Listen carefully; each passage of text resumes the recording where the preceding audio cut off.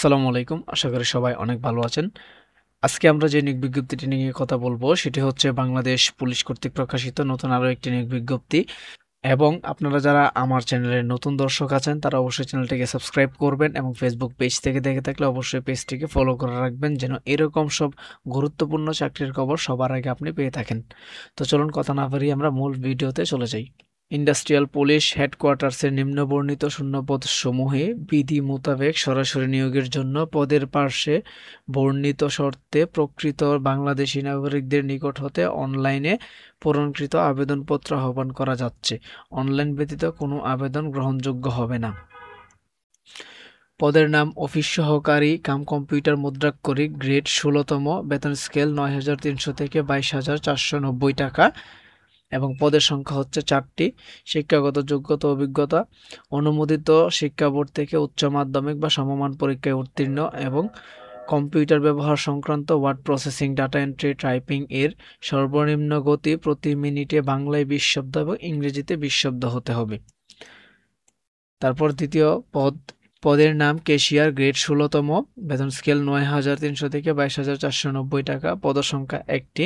শিক্ষাগত যোগ্যতা অভিজ্ঞতা কোনো স্বীকৃত বোর্ড বা প্রতিষ্ঠান হতে বাণিজ্য বা ব্যবসায়ী শিক্ষা বিভাগে ২য় শ্রেণী বা সমমানের জিপিএতে উচ্চ মাধ্যমিক সার্টিফিকেট বা সমমানের শিক্ষাগত যোগ্যতা সম্পন্ন হতে হবে।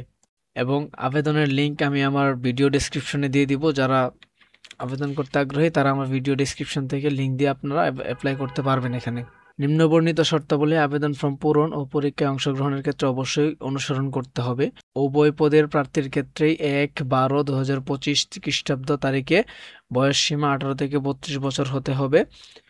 বয়স প্রমাণের ক্ষেত্রে এফিডেভিট গ্রহণযোগ্য নয়। অনলাইনে আবেদন পূরণ সংক্রান্ত নিয়মাবলী, শর্তাবলী, করণীয় সংক্রান্তে এবং পরীক্ষায় অংশগ্রহণ ইচ্ছুক ব্যক্তি এই ওয়েবসাইটে আবেদন ফর্ম পূরণ করতে পারবেন।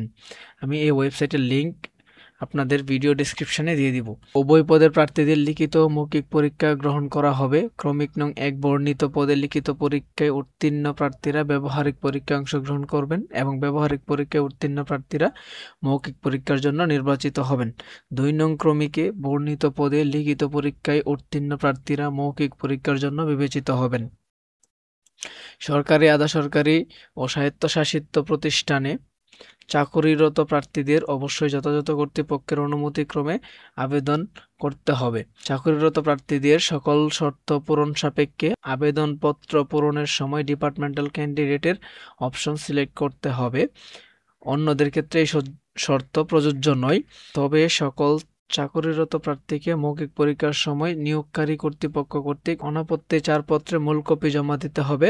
এক্ষেত্রে অগ্রিম কপি গ্রহণ করা হবে না। মুক্তিযোদ্ধা, শহীদ মুক্তিযোদ্ধা ও বীরাঙ্গনা সন্তানদের ক্ষেত্রে প্রমাণক হিসেবে সরকারের সর্বশেষ নির্দেশনা মোতাবেক উপযুক্ত কর্তৃপক্ষ কর্তৃক প্রদত্ত সনদ, ক্ষুদ্র নিগোষ্ঠী, শারীরিক প্রতিবন্ধী ও তৃতীয় লিঙ্গের কোটায় আবেদনকারী প্রার্থীদের ক্ষেত্রে উপযুক্ত কর্তৃপক্ষ কর্তৃক প্রদত্ত সনদ এর সত্যায়িত কপি। এক্ষেত্রে প্রমাণস্বরূপ সংশ্লিষ্ট ইউনিয়ন পরিষদের চেয়ারম্যান বা সিটি কর্পোরেশনের ওয়ার্ড কাউন্সিলর, পৌরসভার মেয়র, কাউন্সিলর, প্রশাসন কর্তৃক প্রদত্ত সনদ থাকতে হবে।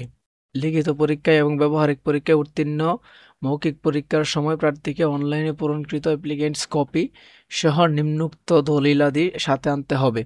সদ্য তোলা পাসপোর্ট সাইজের ছবি, যখন আপনি ভাইভা দিতে যাবেন তখন এগুলো নিয়ে যাবেন।